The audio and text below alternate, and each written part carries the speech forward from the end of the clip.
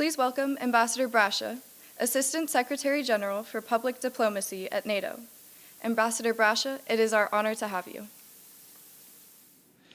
Hello and greetings from NATO Headquarters. My name is Baiba and I'm Assistant Secretary General for Public Diplomacy here at NATO. And I especially greet you today for the William and Mary Global Innovation Challenge and NATO Countering Disinformation competition. So exciting. It's the biggest ever competitions that we have done, with more than 50 universities, hundreds of students participating from allied and partner countries. And what is most impressive is that the students manage and run the competition themselves. So we at NATO really are very happy to support all the participants, universities, and enjoy the process and hopefully enjoy the results. We look forward to having very creative but also rational results from this competition, results that do contribute to countering the disinformation. Let me just say that at NATO, indeed, it has been one of the priorities since the very foundation of NATO. We have encountered subversive activities, propaganda. Currently, there is so much disinformation about what NATO is and what it's not. So it's our everyday job in everything that we do, both to tell NATO's stories, that we are a political military alliance, that we are a peace project to make sure that our societies, our countries, our students like yours can live in peace and security, that they have a future that is stable, and there's both the political and military will of all the allies to guarantee that. There's a will to support our partners to make sure that countries such as Ukraine have everything that they need to self-defend, or other countries that have other security needs can enjoy that training experience and support from NATO and its allies. We also invest a lot, actually, in having direct contacts with youth groups, with universities. They are our most trusted partners in everything that we do.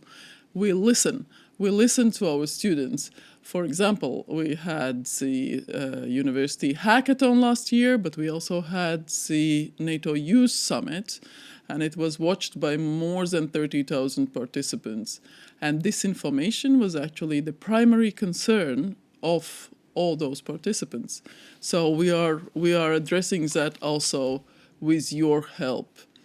The future, all our future as individuals, as societies, but also as alliance, is very much in your hands. You are the future of NATO. You are the future of our societies. You are the future of our research. You are the future of our military or other capabilities. Your knowledge, your commitment, your creativity, everything is needed when we think about what we are faced with currently. The fact that Russia has invaded Ukraine does alter the very basis of security, not only in Euro-Atlantic space, but globally, because we all had agreed certain rules. Those rules, like respecting borders, respecting territorial integrity, are the ones that help us manage differences. And support to those international rules is required not only from the countries, but from each and every individual. That's why we have been so pleased to see wide mobilization of our societies as NATO societies, NATO allies, but societies globally, helping Ukraine with everyday donations, with commitments of winter clothing, with medical help, with support countering disinformation. We have seen a variety of grassroots initiatives across the world. So I do expect and hope that with your help, not only the support to Ukraine, but the whole international rules-based system will be strengthened, that we will have these new, innovative, but in the same time very rational approaches on how do we tell our stories better, how we identify disinformation, and how we counter it.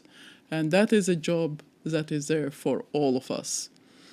With this, I would like to thank our WMGIC colleagues, but also to thank all the participants And I would like also to invite you to follow NATO's social media channels at NATO.